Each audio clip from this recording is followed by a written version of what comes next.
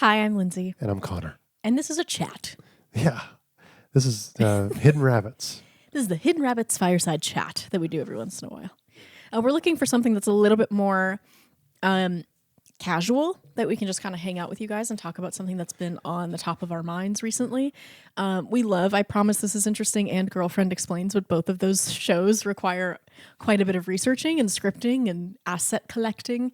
And Exactly. Sometimes we just kind of want to sit down and hang out and record, but we don't have the time to do all of that. So yeah, and one of our between the two of us, one of our favorite comments to get from people is, "I love listening to you guys. It feels like I'm just hanging out with you when we're doing something else." Yeah. Like I love hearing people who work night shifts or do laundry or crochet, and I'm curious if you guys are listening to us while doing something else. I would love to hear what you guys are doing. Yeah, that I can't explain how emotional that makes me. Every time we talk about it, it makes me emotional. It's really nice. I know. It's pretty sweet. I think it's a nice aspect of what we do. Yeah. I think it's the longer form content thing.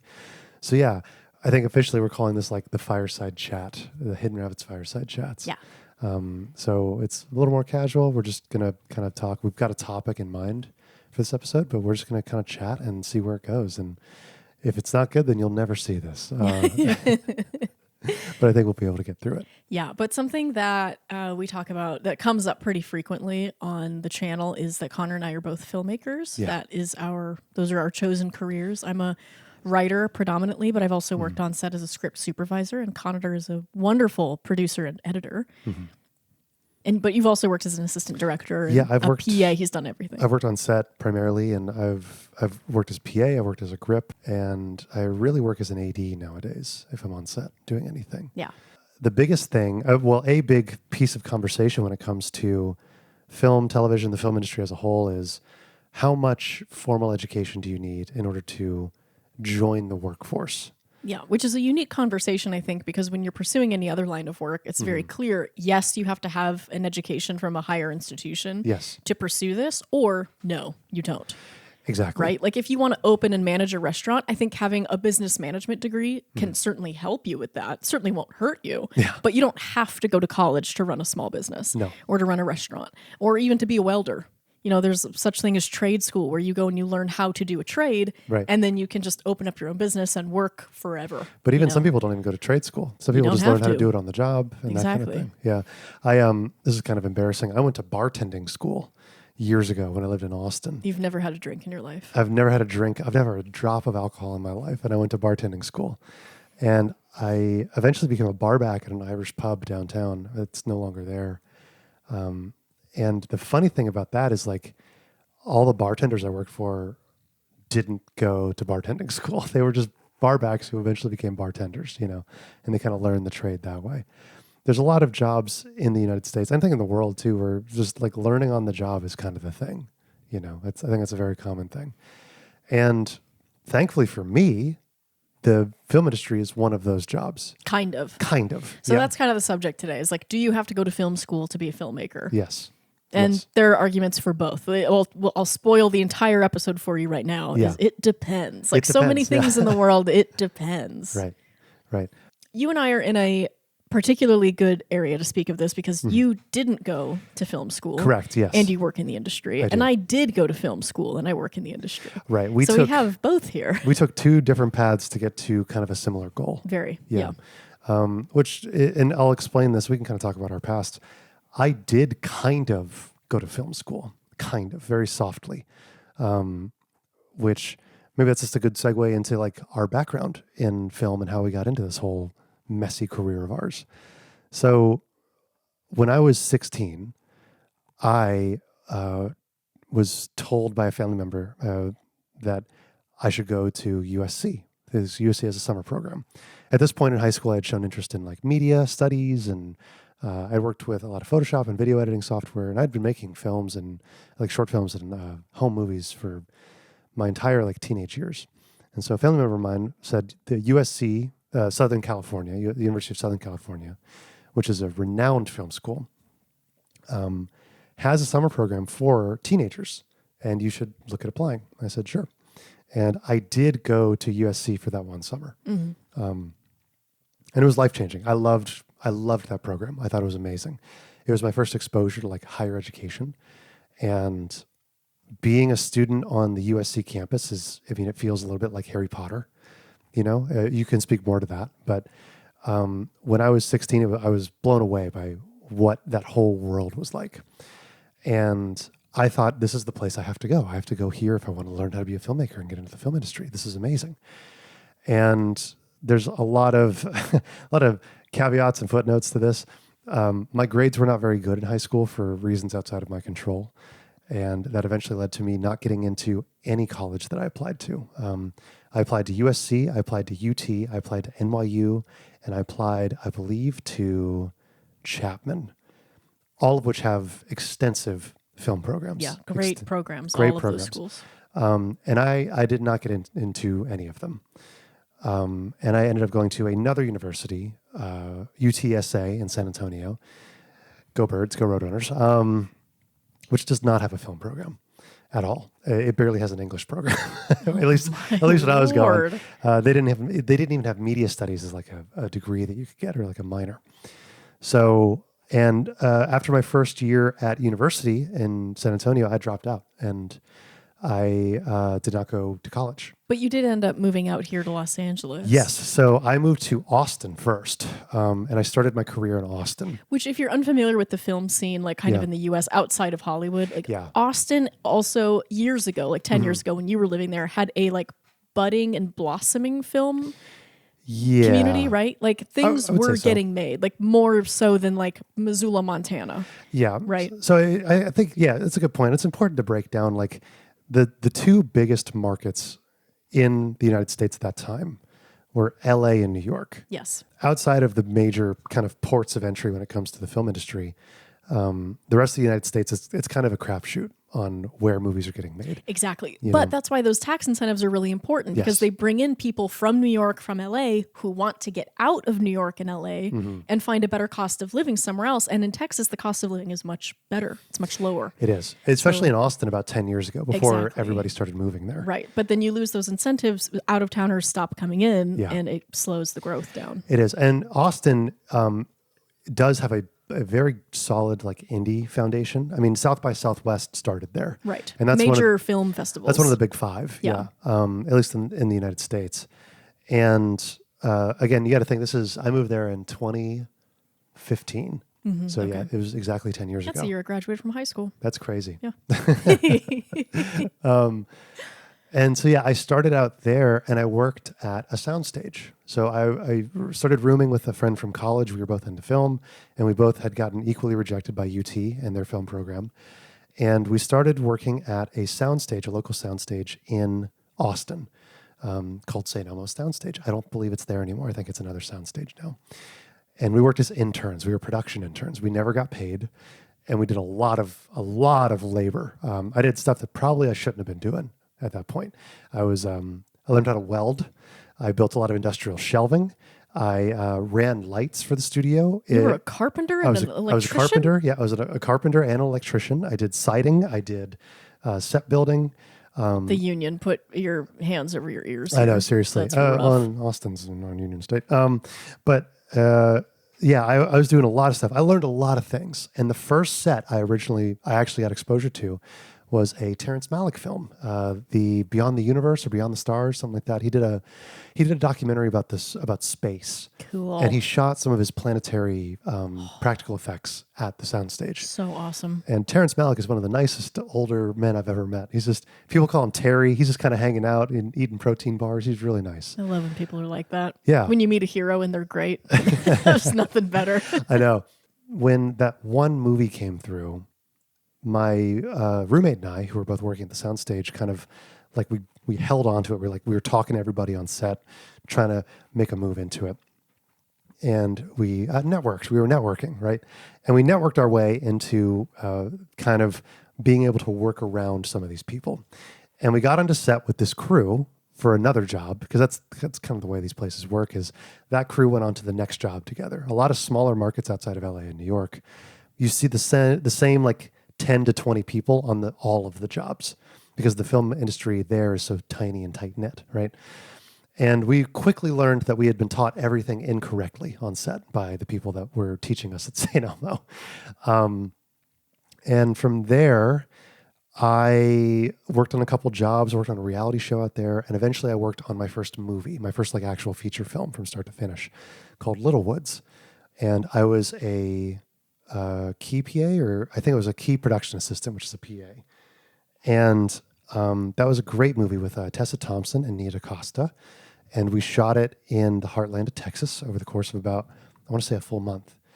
And from there, I networked and made friends with a lot of my producers on that movie and told them about my thoughts about staying in Austin versus going out to LA. And all of them at the time said, you should really consider coming out to LA. You work really hard. I think you would do well in LA. And I said, cool, I definitely want to think about that. So from that job, I jumped onto another show, which was a pilot called Kevin Probably Saves the World, which I believe did one season and then got canceled on ABC. And after that show ended, I moved out to Los Angeles by myself. And from there, I lived in a commune, an artist's commune at first. And then I started reaching out to my network from Austin. It was, I want to say, 2 people that I knew who were living in Los Angeles. And they managed to get me onto some of the shows that I would eventually come to love and learn a lot from. Mainly Room 104 was the biggest show that I had worked on. And Room 104 was an HBO show that nobody has seen, really. But I was the kind of hybrid key production assistant for that show for 4 seasons, 3 seasons, something like that. And I met all of like my very influential set family from that show. And the way it works in set is like, once you work with people, they just keep bringing you from job to job to job until you tell them you can't work anymore. And so that's what I did for the better part of like 7 years, is just, I would jump with the same crew from job to job. And I worked my way up from being a PA. I was a PA for a long time, both in the office and on set. I got into coordinating. I got into like assistant ADing. So like you have second ADing, you have second ADing. AD is an assistant director. And now I don't really work with that crew anymore because they've all kind of done other things, and especially since the pandemic. I mean, the pandemic was huge pivotal moment. A huge pivotal moment, both for the industry and for freelance workers in the industry. And now after I got off set, especially around the pandemic, I actually started my own production company back in 2022 or 3, I think. And I had a producing partner that I worked with for a couple of years, and we produced a lot of independent short films and commercial work. And then we disbanded that company. We don't work together anymore, and I'm freelance again. And I've started assistant directing, kind of like freelancing full-time. So, and doing this full-time with you. We do content as kind of our full-time, part-time job, and fill in the gaps with, I fill in the gaps like assistant directing work where necessary. So that's kind of been my journey. I've been very, very fortunate and very lucky in my career to have opportunities kind of given to me by the people that I work with. And I'm so thankful to all the people. I mean, you know, my favorite person in the industry is my mentor, Emily Newman. She's wonderful. We love Newman. And she has taught me everything I know, and she's given me more opportunities than in my life than anybody else I know. So I think I say all that to say, like a career in the film industry, I don't know if this is true for you. For me, my career in the film industry has been built on the backs of people giving me chances. And sometimes maybe when I don't deserve them, and having to make sure I do the most with the opportunities that I'm given. So that's kind of like my background in film. And I've always thought about going back to school, going back to film school. And I've always wondered what the kind of pros and cons to it would have been, like what the pros of it was. But I'm sure you can speak more to that, you know? Well, I'm curious, do you feel like not going to film school or not going to college in general impacted your career in a negative way in any way? I always wonder that. I mean, I'm not immune to understanding about myself that I've got maybe like a little bit of a chip on my shoulder about not being college educated, you know? Mm-hmm. Because that's something that everybody our age has. I think it was expected. And financially, it just wasn't really in the cards for me. And I didn't want to take out student loans. That was kind of the big deciding factor for me, was like my family, we didn't have the money to pay for college. I was paying out-of-state tuition at a university in Texas. You know, I don't think I approached my university career very smartly. You know, I could have done things a lot better. And I don't know. I think having a degree would have made me feel a little bit more comfortable, just knowing that, a person's not better than me because they have the thing. Sometimes I would feel like that, wow, that person's really intelligent. They have a master's degree. I feel that way about you. I think you're so wonderfully brilliant in so many ways. And I sometimes feel like a clod when I'm talking to you because it's like, what do I know? What am I talking about? Like, I didn't go to school for this, but at the same time, one of my favorite producers that I ever worked for, he was a UPM, a unit production manager, was a guy named Tyler. Awesome dude. I learned so much from working under him. And he worked as a PA in the 90s and kind of worked his way up. He didn't go to film school. He went to college, but he got a degree in like poli-sci or business dev or something. And he asked me once when we were on set on Room 104, he was like, did you go to college? I was like, no, I didn't. He's like, yeah, well, that's good. You don't really need to out here, and at least in the film industry. And I was like, really? Like, I sometimes wonder about it. He's like, wow, what? I went to school. Well, I just drank for 4 years. It didn't help me. Now look at me. I'm miserable all the time. It's like, so there is kind of, I think at least on crew, like on set crew, there's a bit of a feeling of like, some people did go to film school. And when it comes to crew, you can kind of tell who went to film school because they have opinions about things. And I've met people who start as PAs who have graduated from UT or NYU, and they come in with a lot of ideas and a lot of like loud opinions about how sets should be run. And it's like, you need to take a step back and learn, Crew work is very blue collar. It is, yeah. You have electricians, you have strong gaffers and grips whose entire job is to lift heavy things and to figure out the practicals of lighting and like building the set and making carpentry. Yes. Union carpenters, union greensmen. I mean, it's a lot of it is logic, like AD, where it's just like, no, this setup is going to take an hour and we only have an hour and a half left. We're not going to get the shot in 30 minutes. Yeah. It's a lot. This is all, it's blue collar work through and through. And you work really 12 hours a day and you can't do anything in your life when you're on a set. That is it. You are on set, you go home, you sleep, you get up, and you go back to set. That's it's like being a trucker. Right. I mean, very seriously, it is. On a crew is like, it is tough, hard work. Mm-hmm. It's not, there's nothing white collar about it. And I think maybe this is a misconception, but I think a lot of college degrees prepare you for white collar work because you don't need to go to college to do blue collar work. Correct. Like, I don't know any plumbers who went to like plumbing college. Mm-hmm. They all studied under another plumber. It's like apprenticeship. It's like, well, I worked with my grandfather who was a plumber, learned everything from him, and now I'm a plumber. Yeah. Or my dad was a carpenter, and so now I'm a carpenter because I learned from him.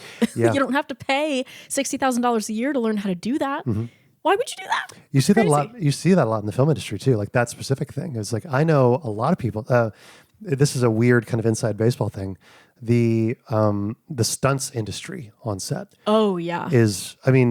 It's like royal family type stuff. It's kind of nuts. It's like the same 4 families have been doing stunt coordination in Hollywood for like 60 years. Wild. Which is not something you would just know unless you like look into it, right? But you're right, like apprenticeship. That's kind of what it is. That's what I had with my mentor Newman. Is she's been a first AD for a long time. She's a member of the DGA. I've learned so much from her, and so much of my job. We had a job recently where I was a first AD on a pilot that you and I worked on. I always call her before I AD a job, just to be like, kind of for a pep talk a little bit. And just to hear her say, you're going to be fine. Like, don't worry, you're going to be fine. And also to be like, what am I forgetting? Because there's always something. You can always learn. ADing is a job that you have to learn on the job. I think that about every crew job, honestly. Yeah. I'm like, if your dream is to become a cinematographer, mm-hmm. I think it's great to study the history of cinematography, Absolutely. To watch a lot of movies.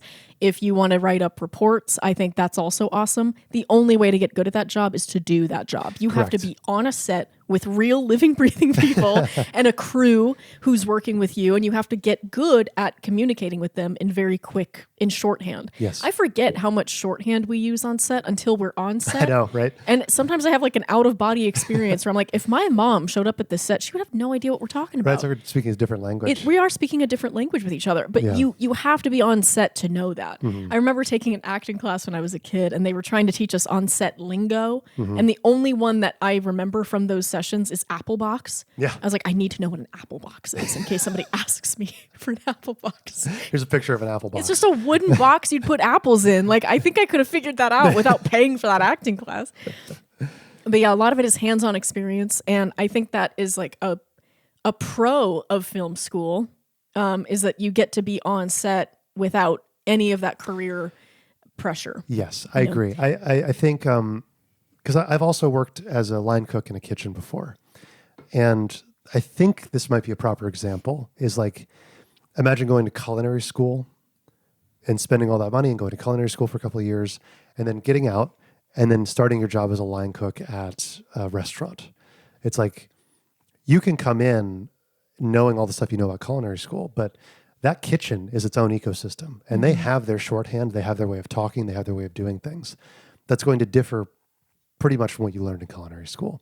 And the same's true on set too, I think. It sounds like what you learn from a production class in film school, it's teaching you the ideal. It's teaching you what is f-stop, what is kind of the square light rule, like that kind of thing. It's all the technicals. Right. How to rig a C-stand properly. Who does what? That's a very strict thing too, because especially when you're working on a union set, it is vital that you don't step on any toes and that you don't overstep your boundaries. Because I know growing up in like a big family that you always want to put all hands on deck. Yes. It's like, especially if you're moving or if mom is hanging up the Christmas lights, like you got everybody get involved, let me just help you out. And on set, you need to learn how to kind of wrangle that instinct a little bit, because you can't walk over and start helping the gaffer put his stuff away. No. Do not touch the gaffer's things. No, that's the thing. And it varies from set to set. Like indie sets can still be a little like, just move the light. It's a little bit like help us load stuff into the truck for sure. Exactly. But again, on like a union set, they're pretty strict. They're very strict. I mean, the way they talk about it is like grips set up the stands and set up the lights.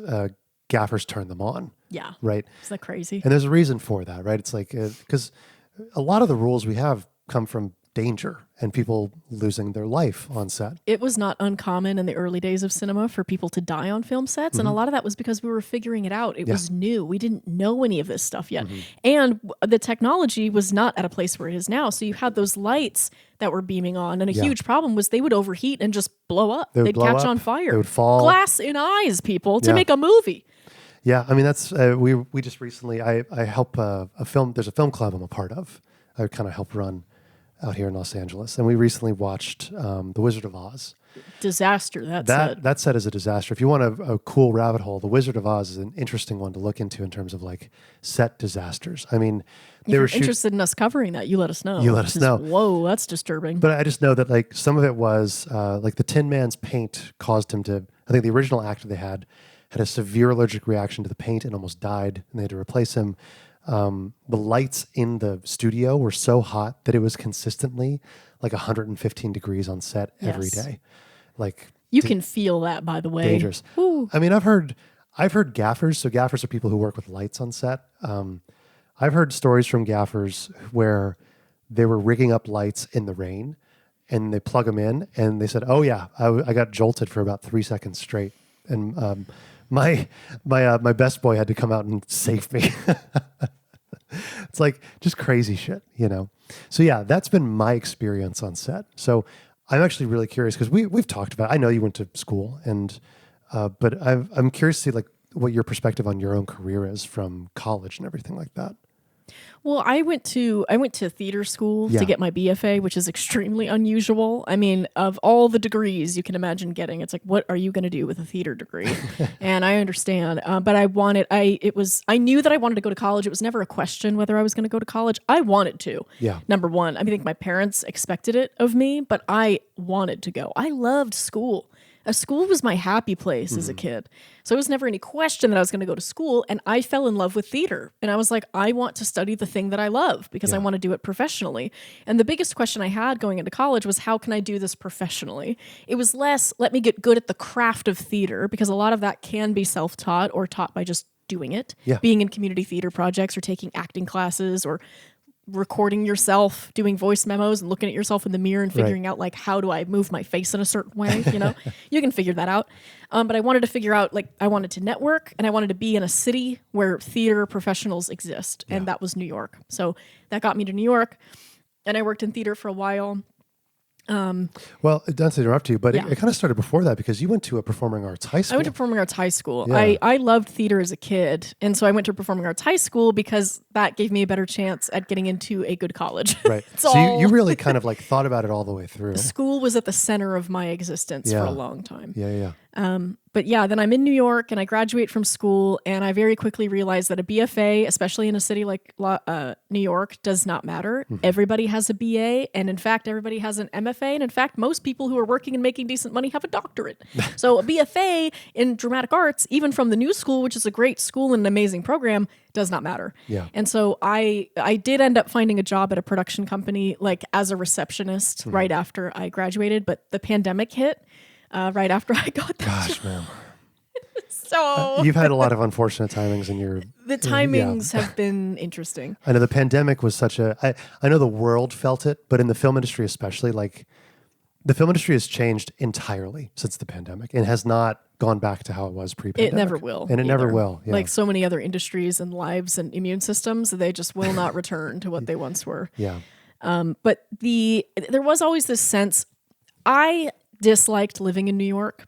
And I think if I had been in a higher tax bracket, I would have enjoyed it more. But when you are a broke college student, the city is not available to you. Yeah. You can't go see Broadway plays. Those tickets are $75, and you can't live in a beautiful studio that like has like a stained glass window. Like you live in Harlem with 4 roommates and mice and black mold. Right. And like a burnt waffle that is permanently attached to the stovetop, which was a real thing in my life at one point. So I knew eventually I was going to leave the city and probably move to Los Angeles because I knew I wanted to get into film and television, but I thought theater was a good starting place. It was a good springboard. Now, can I ask you, because you went to the New School to study theater, do you think that your education in theater expanded your understanding of theatrical performance and understanding of theater generally?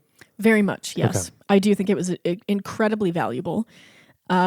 I thought that was what people did. Mm-hmm. I thought that's what film people did. I thought everybody started in theater and then worked into television and then worked into film. When I was 18, this was what I thought. I'm like, everybody trains in theater first because theater is accessible. Yeah. There's a stage in every town. Mm-hmm. Like even if there's a church, there's a stage. That's a stage. It counts. Or a cafeteria at a high school. Stage. There we go. That works. Right. You can do theater anywhere. And I thought, well, that's great. That's why everybody starts there. And then television is more accessible than movies. And then people go there. And then you go into movies and you just kind of work your way. And you can work in all 3 of these fields at some point. Like that's the pinnacle of success is when you can work in all 3 whenever you want. Interesting. And it turns out that is not true at all. In fact, most people who work in movies are rich and famous already. And they didn't, they are not classically trained. I think and I don't think it's a coincidence that if you look at British actors versus American actors, British actors do tend to win those more prestigious awards. I think they tend to be considered more classically trained and more evocative of every emotion. And it's because they're trained in theater. There's a saying that goes around the film industry, and maybe other people know it, but the saying is, if you want to get famous, go into the movies. If you want to get rich, go into television. If you want to get good, go into theater. And I think that holds up. I think that holds up. I think all 3 of those hold up. So, what was I saying? Right. So then the pandemic hit, and I was living in Buffalo working in medical care. I was working in healthcare at a nursing home during that time. So the whole career was just kind of on hold because you can't do theater or film or anything when COVID is when the pandemic is killing the world. Right. Yeah. So I took that opportunity to apply to grad school, and I did that because I thought that will get me to Los Angeles. I only applied to USC. I didn't apply to any other school. I was like, that will get me out to Los Angeles. It will connect me. And at that time, USC was the school to go to. In order to start working in the film industry. And again, I wanted to go to school so that I could work. And and Los Angeles and the film industry felt very unobtainable and inaccessible to me. And I thought getting a film degree from USC will give me a way in through the door. USC has maintained that reputation pretty staunchly throughout its existence. For a long time. It's like they are a school that is it's like an echelon above, right? This is where Spielberg, this is where Lucas, this is where all the people, Zemeckis went. Spielberg actually didn't go to USC. He didn't go to USC. He donated a building though. Yeah, he did. But this is a school where the professionals have gone, and we have the connections to get you into the working world. Yeah, our graduates work in the film industry. And it's funny because you can look, it's not just famous people, it's people on the crew, it's people in development and pre-pro, people who produce behind the scenes. Like a lot of people in the industry went to USC. So I ended up getting in, and I moved to Los Angeles and went to grad school and then graduated. But I graduated right into the strikes of 2023. Right, because you studied, you were getting your MFA in screen and television writing, yes, right? specifically. Yeah. So graduated straight into the strike, and I did the grad school thing where I have a job that I'm trying to pay my bills, and I'm also going to school full time, and I have an unpaid internship. Yeah. But the whole thought was like you do these unpaid internships when you're in college, and then when you graduate, you have a way in. You can send them an email and be like, "Hi, didn't you love me? Don't you want to work with me some more?" Usually you Winky, intern at a winky. big agency, and then the agency remembers you after that summer. And then like the manager calls you and is like, "I'm ready for you, kid," you know? And that didn't happen because the strike happened. And the strike went on so long. It was the longest strike in union history. That by the time I could actually reach out to these people, they were destitute. They were like, we're not hiring anymore. There's a hiring freeze, or like, I don't even work there anymore. Right. Or who are you? We haven't spoken in 3 years now. So, I mean, as far as has film school helped me, it's pretty difficult to say no to that. I think film school has helped me tremendously, in no small part because all of my closest friends I met in grad school. Yeah. And that is well worth the debt to me. That's mostly what I've heard about school, is that the biggest thing you get is a network, right? The network is yummy, chicken nummy. Well, and you hear about that, like Pixar, very famously. All the people who founded Pixar were in the same class at CalArts together. Right. Yeah. Right. And that's just the case when it comes to these artistic professions, where people who are in the same class tend to stick together, or they know each other. And because they're all around the same age and they're kind of at the same place in their career, they tend to move up together in the industry. Yeah. And that's the hope, is like that my friends and I graduated into the strike, and we all just had to take survival jobs just to like pay our bills and get through, you know. But hopefully at some point we get to quit those jobs at barbecue restaurants and Pier 51 and wherever else we're all working right now. And we get to move into writers' rooms, and then we're selling scripts, and then we're producing scripts, and then we're teaching at Harvard, and then we all get to live happily ever after in a giant mansion all together. Yeah. And I think the general, like the kind of math, the typical math is like, all of us are working survival jobs and also trying to break into the industry at the same time. Then one of us gets in, and then we hire all of the people from our class. That's the goal. It's like your network moves with you. Exactly. And I think there's also this thing that happens with universities specifically, that alumni want to support each other. Yes. I've noticed that being a USC alum. Yeah. I'll go into a job interview, and sometimes everyone else in the room is also a USC alum, and I get that job. Yeah. Or at least get a second interview. Yeah, fight on. Yeah. And I've gotten, like, they have told me in some of these rooms that, you know, some of these internships that I got, they told me outright, "We hired you because you're a Trojan." And Really? I'm a Trojan, and my boss is a Trojan, and we like the school of thought from USC, and we like what they teach you there. It makes you a better analyzer of scripts, and it makes you a better worker for us specifically, for the model of the company that we've built. Right, because we all went there and we base our company off of that. Yeah, you're already familiar with the system without even being here. So you're coming in with some level of understanding. And so that has directly contributed to my career. And I think it legitimizes me in a way that I was not legitimized when I just had my bachelor's.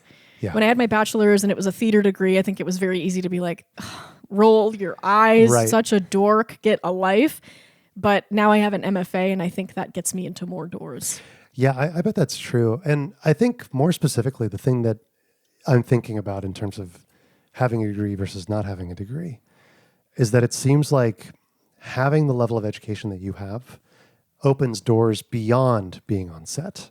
Yes. And that's the thing. Like, yes, I love working on set, and I'm so thankful for my entire set career.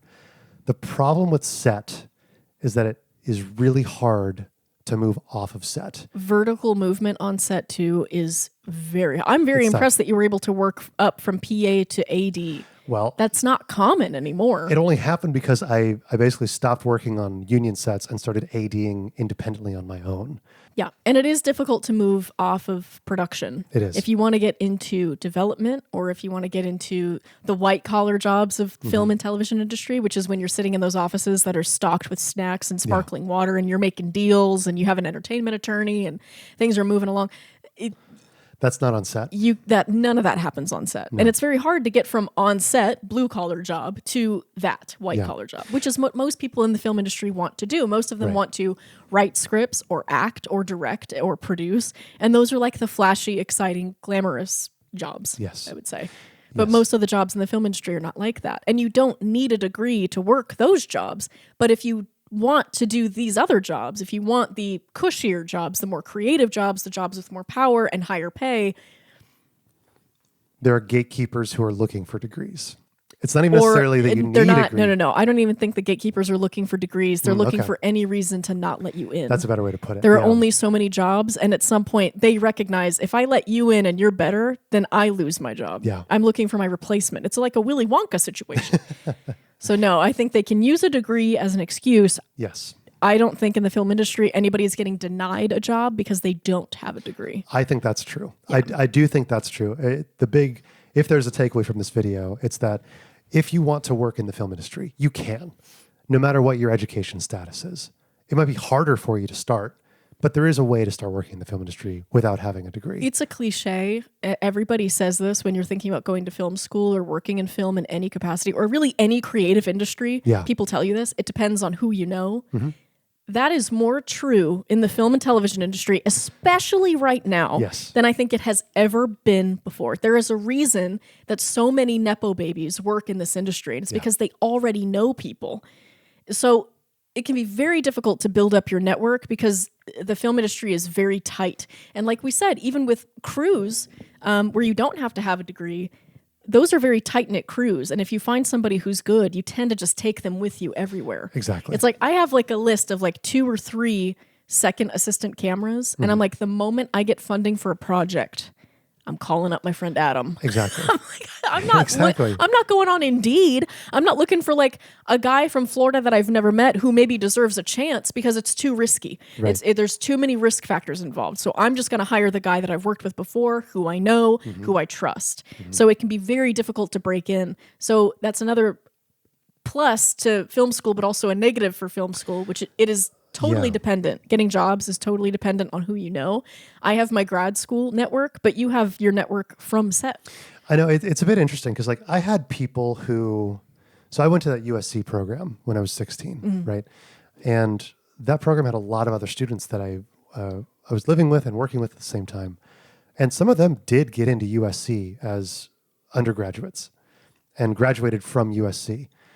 And they graduated from USC about the same time that I was starting on Room 104, right? So it was about 2017. And you already had years of experience. And that's the plus to not going, is that if you can find a way in, you can get 4 years of set experience while other people are on film sets in college, which are not professional sets. I mean, a student set is very different from a professional set.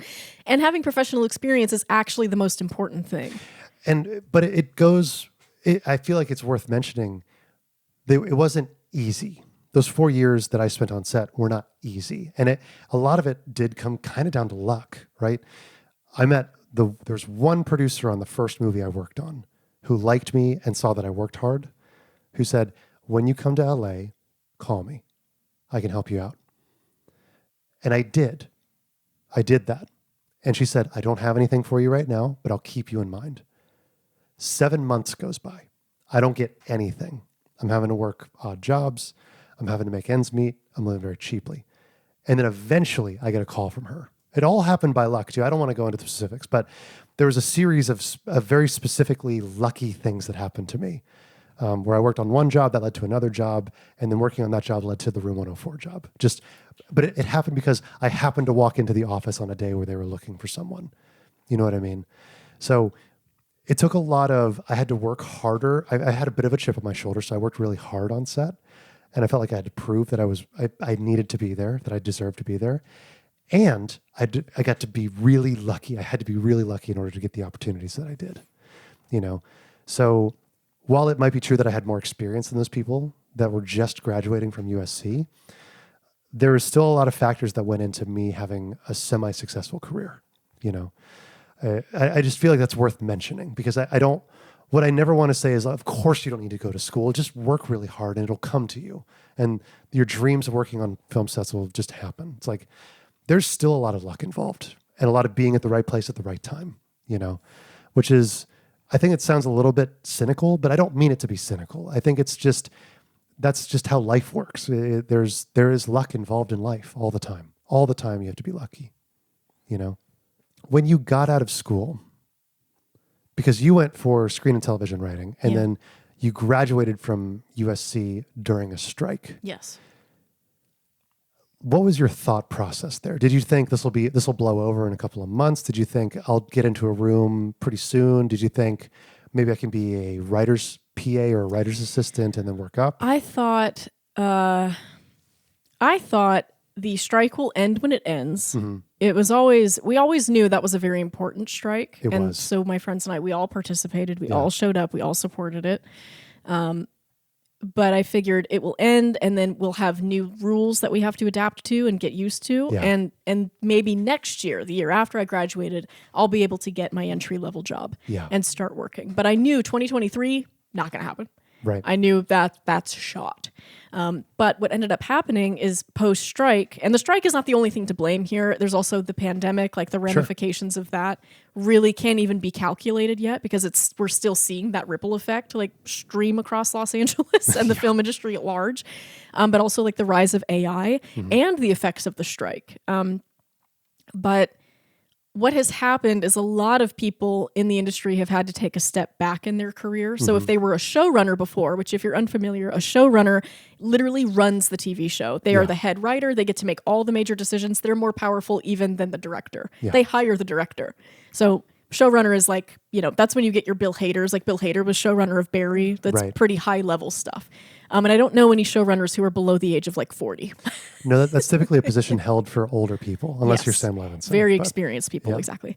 But if you're a showrunner, you've had to take a step back and become a writer in a writer's room, a staff writer. And if you were a staff writer before, now you're a writer's assistant. Yes. And if you were a writer's assistant, you don't have a job. And if you didn't have a job before, you have even less of a job now. Right, because now you're a fresh graduate trying to go out for writer's assistants jobs. Up against people who have showrun original shows before. Right.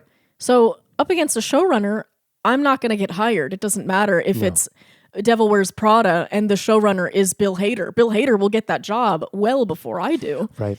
Which you spoke to somebody recently who was kind of talking about that, where I believe they said they were a screenwriter as well, and they weren't getting any job opportunities in the last 3 or 4 years. Mm-hmm.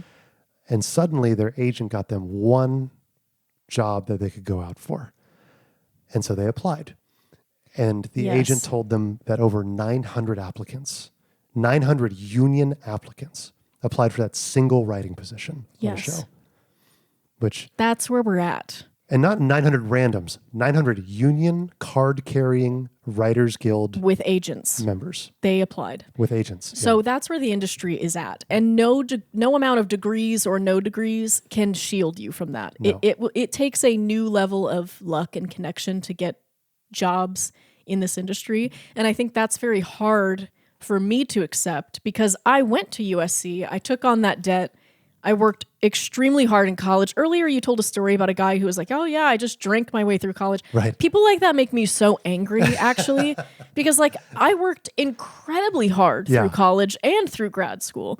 And I took it very seriously. I always worked multiple jobs. I threw my whole ass into my education because I believed if I go to USC, I will get a job. Right. That is what I wanted. I was like, I want to work in this industry. I understand that job security is not guaranteed, but if I go to USC, I up my chances. Right. And I don't want to take out the trash longer than I have to. It is hard scraping by. It is hard counting beans. I want to be a writer in a room. Right. That is what I want. And USC can get me into that. And it's very difficult because just as I got that degree, the entire industry really changed and really shifted. And that's not true anymore. But I'm still left with the student debt and the time spent on a degree that now doesn't get me into the same rooms that it once did. Yeah. There was a time, I would say the 90s, early 2000s, if you went to USC and got a film degree, you were directing your first feature film within like 2 years. Yeah. That's how powerful that degree used to be. Yeah. That's not the case anymore. And I don't know if that's true across other industries or if it's more of a creative industry problem, but that has been very difficult. It is so difficult to spend so much time and energy and money on something that you really believe in. I really believed in my degree and the things that I was studying and in the industry that I wanted to join. And right upon entry, the doors really slammed shut. And it's not clear what the future of screen and television writing looks like, or of filmmaking in general. No. I think with the rise of AI filmmaking tools, film degrees might become even more obsolete and strange. But maybe not. Maybe we'll see that go the opposite way. I really have no idea. I know. I really don't know. Nobody knows what the future holds in terms of like what the film industry is going to look like. I'm especially bad at telling the future. I thought I was going to marry a guy who looked like Tom Selleck. I don't look anything like Tom Selleck. No, you look like Hosier. But I know. I think when it comes to like working on set and that kind of things, I don't know. We'll have to see what happens. I mean, the AI tools are getting so undiscernible from like produced things, and we're seeing massive companies move towards that. Right. The way the economy of film works is that the commercial industry really props up a lot of what filmmakers are doing, because the work is so sparse. I don't know if this is still the case. When I was working earlier, and it's about 7 or 8 years ago, the way it would work is you would work on a show, usually a television show, a union show, for about 2 months. You get paid that entire time, and then you would not have a job anymore. And in order to make it to the next job, you had to apply for and take unemployment, which we've talked about this. Where I come from in the South, unemployment has a bit of a stigma. Taking unemployment, like unemployment checks, has a negative stigma attached or SNAP, any kind of government assistance to help you live your life. There's a real negative connotation. I spent a lot of my childhood in Texas, and that was very much the sentiment there too. Yeah. And so I felt really uneasy about taking unemployment. But I come to find out, like talking to my like coworkers, no, that's what you do. You get off the job and then you apply for unemployment, and you just collect that. Because you are unemployed for months at a time. Because you're going to be unemployed. You are going to be unemployed for the next 6 months, and then another job will come through, and then you'll work. Yep. Something that they told me when I was at USC, I think. Oh no, you know what? I learned this when I was at the New School. I remember this was our last year, and they sent in 2 professionals to talk to us about the film and television world a little bit. And these guys came in and they were like, "Look, I'm going to tell you a story that haunts both of us all the time." They were friends with the Gillette Man. If you grew up in the 90s or 2000s, you'll recognize his face. We're going to put a picture of him. But he was the Gillette guy for a long time. He was on billboards. They ran that commercial all the time. I think he did some print ads. I mean, and commercial gigs come with serious money. Yeah, holy mackerel. So he was making maybe over hundreds of thousands of dollars per year, but just on those commercials. Yeah. So he gets a penthouse apartment and he gets a nice car. I know. And then he buys a bird bath and he has a girlfriend who has Coach bags and it's all working out. And then they just stop running those commercials one day. Yeah. No warning. And they take the billboards down and they replace them with something else. And that money stops coming. And he didn't work again for like 5 years because he was the Gillette Man. Right. It's like, I think about that woman who is the proactive lady, Flo from Progressive. Not the proactive lady, the progressive lady, Flo. Those commercials pay her really beautifully. I mean, to get a spot like that is major for an actress. Yeah. But I think it might be very difficult for her to get other acting work because she looks like Flo, the progressive girl. So that can really impact your career as a filmmaking professional, is because you're working one job in January. Beautiful. You make $100,000 in 30 days. That's crazy. Amazing. Crazy. You're not going to make $100,000 every month for that year. January might be the only month that you work that year. So you need to be really careful with how you spend your money. Don't spend it like you're going to make that much next week. No. Because when you're on set, the money can be good. And then you're not on set. And you have to squirrel. And you're still living in Los Angeles. Well, you can, and especially, I think acting specifically is like this. You can suffer from success. Like Flo from Progressive has been with Progressive for I mean, over a decade at this point, I think. Yeah. She's their girl. I mean, she's got to be making over $1 million a commercial. I'm wondering. And this is all alleged. I'm just guessing here. So take this with a grain of salt. Recently, Progressive has brought on new actors to be kind of mascots for the company. My suspicion is they're doing that because they can't afford to keep paying Flo the rate that she has earned and deserved. Let's not word it like that. They don't want to pay Flo. Yeah, they don't want to pay Flo. Progressive can afford. They absolutely can't afford. Flo.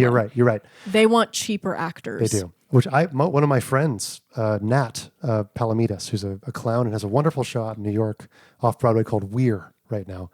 She is one of the new Progressive people. And she's like, commercial work's great. I love it. It helps keep all the weird shit I want to do kind of active. Yeah. But I just can't help but think like the reason they hired these people is because they're getting them for pennies on the dollar compared to hiring Flo for a single commercial. Yeah. Flo is a Halloween costume. Yes. I see it every year, and I have for a decade. Yeah. She's iconic. She's their lady. Yeah. So there is such a thing as being too successful in the film industry. Like in a certain in a way, weird way. You know? But I mean, just it makes me think about what you're talking about earlier with there's the blue collar side of working on film and there's the white collar side of working in film. And I've never worked in the white collar side of working in film. I don't know what that looks like. That's typically like the agency world is very white collar, right? Those are the people who are making deals. The production company. The production companies who are like connecting people, making attachments. Yeah. All the attorneys. A lot of attorneys. All business and legal departments across the industry. I worked with one guy who came from the agency world. He had been on a desk for, I want to say 5 years at Anonymous Content. And he quit there and I met him on set and I was like, you're from the agency. Why are you here? I don't understand. Because the worlds are so separated that you never meet anybody from an agency on set. And he's like, well, the agency world's great. I want to learn what it's like on set because I want to be a producer. And I feel like if I want to be a good producer, then I need to know what's going on set. So that's going to be good for like what I want to learn. I was like, that's a great mentality to carry. We did 2 shows together and he's like, I can't do set anymore. This is too much. You know, they are completely different worlds. And I feel like what you said earlier, it's that the gatekeepers are looking for any excuse not to let in new people. Yes. Right. And being a blue collar set worker is a pretty good reason for them. Yeah. In a lot of ways. So like, well, you know about set, but you don't know how to put together a deal. Yeah. And it's like, you think I've been making movies for 10 years and I don't know anything about how these things get made? Right. You're paying me with that money. You think I don't know where it comes from? Come on. I know. I wrote an article about is film school worth it when I worked for the school paper. Oh, really? And I thought I would go through it and see if we missed any good points. That's a funny thing to write while you're in film school. I know. Well, it's probably not well written, but let's see. Prove it here. In preparation for the impending Thanksgiving feast, a question broils for film students far and wide. Every year, film students all over the world converge on their hometowns with a discernible air of trepidation, knowing that at any moment a sentence tinged with judgment, whose arrival can be sensed like a crumb sinking to the bottom of a shaky wineglass, will come. What's a degree like that good for anyway? I will say I get fewer questions about my screen and television writing degree and more questions about the theater degree. I think because people have heard of USC, they haven't heard of the new school as often. So they're like, they can understand why I went to USC, but they're like, the new school? To study and I was like, theater? not only did I go there, but I was the mascot. Yeah. So I really believed in it. So let's see. The cons are extremely visible, and they are all Uncle Joe wants to talk about. The high cost, the degree's inflexibility, and the impracticality of the degree's ultimate career goal. There is merit to this skepticism. Almost 2 years ago, the coronavirus washed up on our shores and instantly halted film and TV production. The industry suffered greatly during the shutdown and has yet to fully recover. Thousands lost their jobs, many of whom may never find them again. Oh, I was telling the future with that. That's true. It is also familiar lore that the lates and greats who built the city into the West's entertainment empire never attended film school. Christopher Nolan studied English literature, Steven Spielberg was rejected from USC, and Tarantino never even graduated from high school. It is arguable, then, that if one possesses even a shred of natural-born talent and unrelenting discipline, they can find success outside of the confines of an educational establishment. I would rope you into this group of people. Really? You think Not so? Tarantino, because he's creepy, but Nolan and Spielberg. We can. I mean, that part of my plan, once I didn't get into film school, was I was going to study English, strictly because I knew Christopher Nolan had a degree in English literature. Yeah. And you're like, well, that worked out for him. Right. He really knows what he's doing. I could be talking out of my ass. I think Wes Anderson also has a degree in English. He did. It's a fairly common degree to get when it comes to creative fields, especially in the form of writing. Well, it makes it not even creative fields, but film. Yeah. Because you're trying to tell a story. So you should get really good at telling a story, understanding how stories are crafted and built before you go and you tell a visual story. I know that is a detail I kind of skipped over, and I probably shouldn't have, but my goal when I moved to Los Angeles was to be a screenwriter. I wanted to be a screenwriter and I wanted to be a director. And when I applied for screenwriting positions, I applied to be a writer's assistant. I applied to be an intern at on a writing team. None of those jobs ever called me back for anything ever. Yeah. To this day, I've applied to other jobs like that over the course of my 10-year career.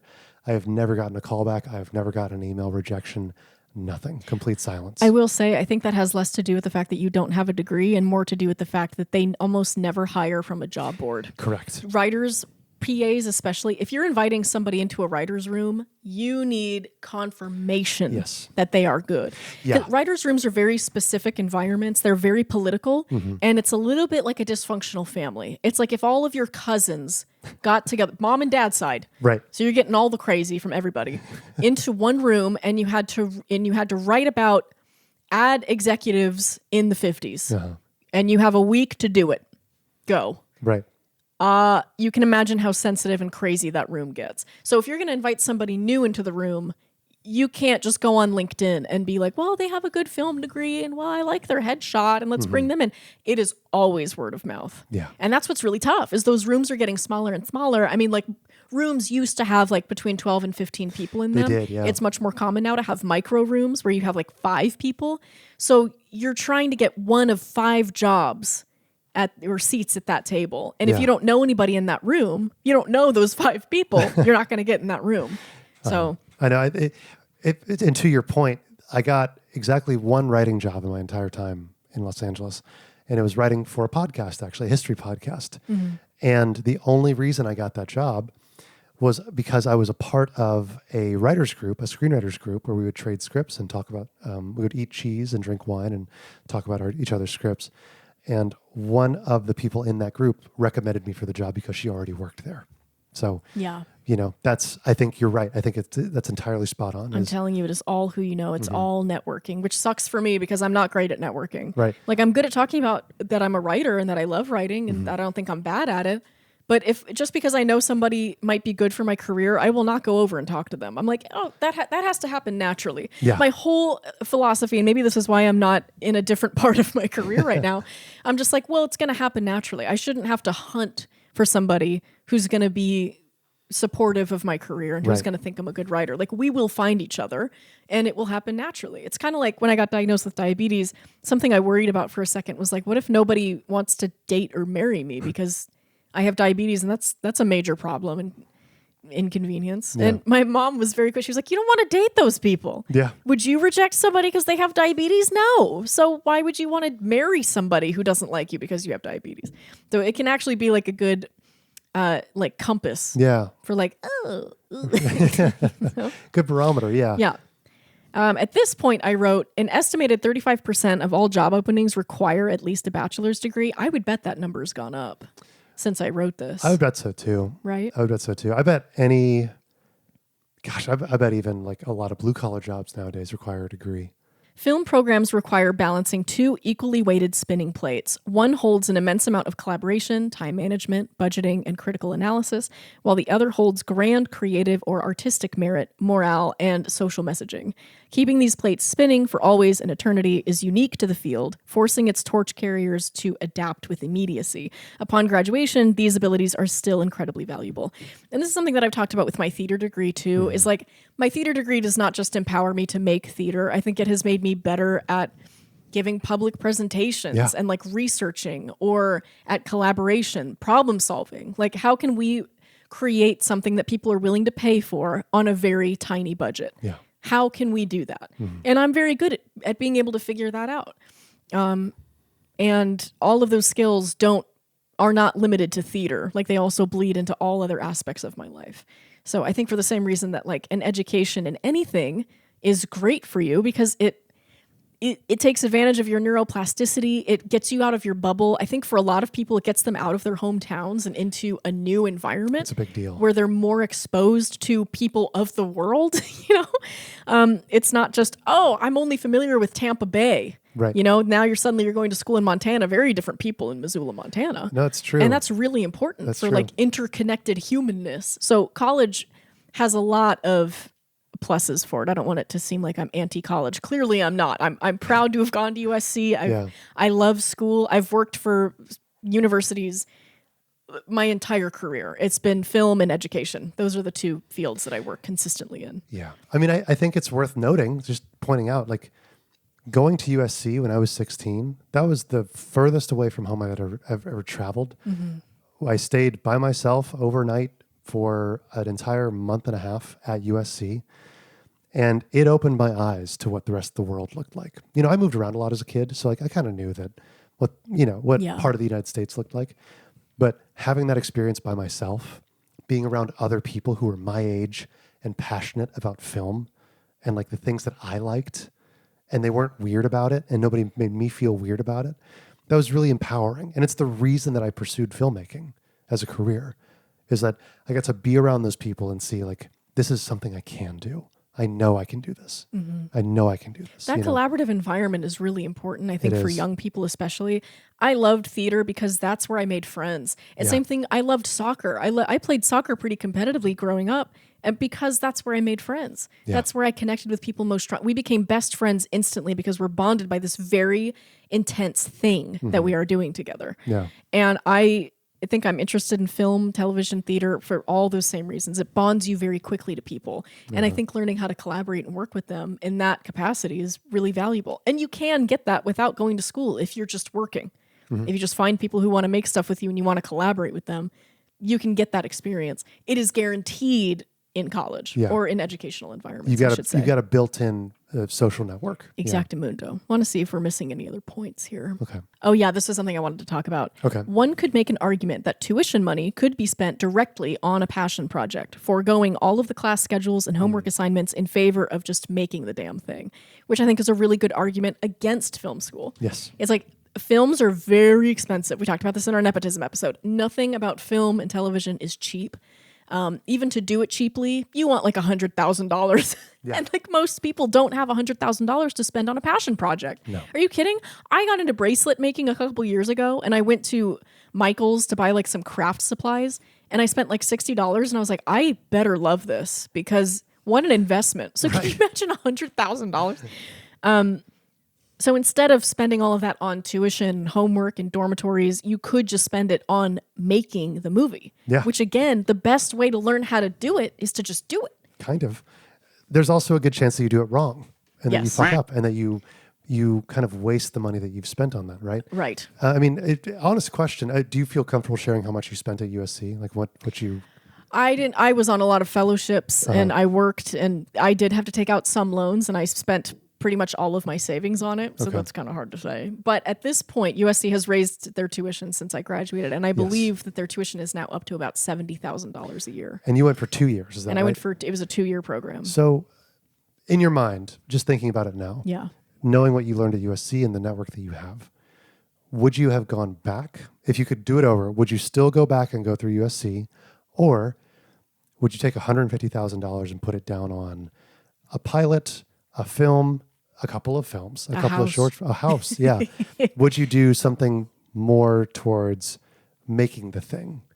No. No. For me, it was valuable going to USC. Okay. Again, if I had been paired with a different cohort, I would probably have a different answer. You have a wonderful cohort. I am very lucky because I know that the year below us and the year ahead of us, they didn't get along as well. There were like interpersonal fights, and maybe some people dated and broke up. It's just like any other, school program where like sometimes you go to college with people and then you fall out of touch as soon as you graduate because you didn't like them that much. Right. Honestly, that happened with me in undergrad. I talked to one person that I went to school with in New York because I just didn't bond that much with the people I went to college with. But I really bonded with my grad school cohort, and we read each other's work, and we've done writers groups, and when we have public readings or we have pilots or we're working on something, we all show up, and it's very supportive and it's very sweet. it's the most valuable thing to me. And even if, I don't believe this, but even if the network never leads to a job directly, I think it was worth it for those connections anyway. Yeah. I think I got unbelievably lucky with my placement. Exactly. Again, you are the average of the 5 people you hang out with most, right? And I think the people that you have found through USC are all like-minded, likely educated, right? Similar in terms of like value and interests. And that is such a valuable thing to have as a person, to have such a good, solid tribe of people who see you and understand you on a level that other people just don't. Yeah. Right? You know? And it's tough. I really expected to find that in college. I think a big reason I was excited to go to college is for that. And then I didn't find it. And living in New York was tough. And I was broke. Right. I was like, wow, being 19 sucks. Yeah. This is lonely. I feel like I'm living in the gutter. But now I feel like I have that group of people. So, and I learned a lot at USC too. I don't want it to seem like I'm against. Clearly, I'm sure. I feel like I'm dogpiling on film school a lot. I clearly had a great time and I learned a lot. And I read the stuff that I wrote before I went to USC and I read the stuff I'm writing now. I am so much better. Yeah. So much better. I learned they were very tangible in their craft talk too. It wasn't a lot of like talking about film for film philosophy's sake. It was a lot of, you're going to write a lot and then we're going to read what you write and we're going to talk about how to make it better. Yeah. And that was unbelievably valuable. Do you think someone could, because USC is just straight up not an option for some people, right? Because of financial reasons, because of socioeconomic reasons, because of geographical reasons. Because of LA. Because of Los Who Angeles. wants to live in the desert? I mean, do you think there would be a way to replicate the kind of experience you got from USC, or at least the kind of education that you got from USC on your own? You can certainly replicate a group of like-minded people. I think the toughest thing is finding a mentor, and that's true across life. I think it's hard to find a mentor because the best thing about one of the greatest things at USC is the level of professorship there. Every person who teaches at USC in the film school was a working film professional for like 50 years. Right. Like they've won Emmys, they've won Oscars, they have sold tens of scripts in Hollywood over the course of their career. So they know what they're talking about. They know how to make a good script. They know how to sell a script. They know how to talk about the industry and the business. And that's incredibly valuable and tough to find, again, because a lot of those doors to the industry are closed. Yeah. So USC does open that door to giving you a mentor and somebody who can tell you how to make your script better and how to sell your script. That's also really important. I think a lot of art programs tend to lean really heavily into craft, like how to become a better painter or how to write a better story. And all of that's really valuable, but I think colleges do a disservice to their artistic students when they don't teach them how to manage their career. I agree. How to manage their money, how to represent themselves in a legal situation, how to find a lawyer. All of that information is just as valuable as making the thing. I spend more time managing my career than I do writing. I'm a professional writer. I spend so much of my time not writing. 75% of my time is not writing. Yeah. Crazy. Yeah. No one prepared me for that. I know. I have an old. I've got a friend who went to UT, which UT is one of these big. Like they've got a great film program. Like historically, they've been one of the better film programs in the country. They really do. And he told me that a lot of their program is centered around academia and studying film, right? And learning like what the French New Wave was, right? What Italian neorealism is, right? Oh boy. Which all of those things are valuable from an academic standpoint of knowing what you're talking about with film. Right. But he said they were severely missing on like the practicals. You need practicals. Of what a film career is. And this is not to dog on UT. I think UT is probably a great program. I wanted to go there. But I think the fact that the industry mostly took place in Los Angeles and has mostly been guarded by people in Los Angeles kept people and leadership at UT from knowing what the inner workings of certain things might have been. And so they can't really teach you how to get an agent in LA while you're going to UT, right? Because that's just not a thing. But we can teach you about, watch, the 400 Blows and we'll write an essay about it and we'll talk about it, right? That kind of thing. And there is value in that. Absolutely. But again, you can do that at home. Anytime, like in college, I was told, like we watched a movie in class once. This was for my BFA. And I was like, are you telling me I trekked to Manhattan from Queens in the snow to watch a movie for $3,000. Yeah. Oh my God. I know John Mulaney's got a joke about that, where he's like, I went to NYU, I went to New York University. He went to Georgetown. He went to Georgetown. And he's like, I paid you $200,000 to study English for a person to tell me to read Jane Austen. And then I didn't. It's like, yes, that's a lot of the college experience, I think. It is. So this is the last thing from the article that I think might be worth reading. Great. All in all, the question of whether or not film school is worth it plays out like a tennis match between Venus and Serena Williams. Either team is a great bet, but it ultimately comes down to a very extensive pros and cons list, gut instinct, wind speed, and direction. Yeah. And I think I still agree with that. I agree with that too. I listened to a podcast with John August and Craig Mason, Script Notes. Great podcast. Great podcast. If you're an up and coming screenwriter or interested in the film industry at all, they've got a great podcast called Script Notes. And the way Craig Mason kind of talked about it was like, if you're living in like middle America somewhere, go to film school, because there's really not going to be an opportunity for you to, there's not going to be as many opportunities for you to work on set. Go to film school until you have an opportunity to work in the film industry. That's kind of what they say. That's pretty smart. I think that's a smart and very practical way to approach it. Because you can learn so much in film school and you can make great connections in film school.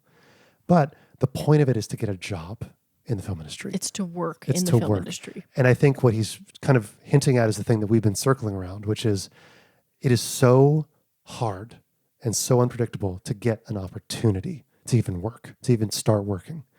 So if you get an opportunity to start working, take it and hold on to it and do the most you possibly can with it. Because college you can always go back to if you want to finish your degree, And that's something I've thought about. Ever since meeting you, I've thought about going back to school and getting a degree. But that would be for me. It wouldn't be for my career, So I don't know. I wouldn't change a thing about my career. I'm very happy with what I've done. I'll always wonder. What college would have been like. And I'll always wonder, like, how things might have changed had I had the degree. But ultimately, I'm thankful for all the experiences that I've had and for all the people that I've been able to meet through it. Yeah. I'll always wonder what it would have been like if I had been a math savant. If I'd just been like Matt Damon in Good Will Hunting and could do that stuff in my head. Like, would I be in a rocket right now? Maybe I would. What could have been? I know. I should have been a plumber like my granddad. I'm Lindsey. And I'm Connor. And this has been a chat. It's just a fireside chat. I hope you enjoyed this. If you like this kind of thing, like it, subscribe. Yeah, we've been talking about making videos on our creative processes or on writing, on books that we're reading. Like, we're thinking about just like other content that we can make. Yeah. That again is like a little bit more casual and just allows us to like hang out with you guys and like be more in like conversation as opposed to like in research mode. Exactly. So let us know if you're interested in that at all or what you might want to see from us. And also, if you've given us ideas for other projects, thank you. That's very helpful. Absolutely. Yeah, we read all the comments.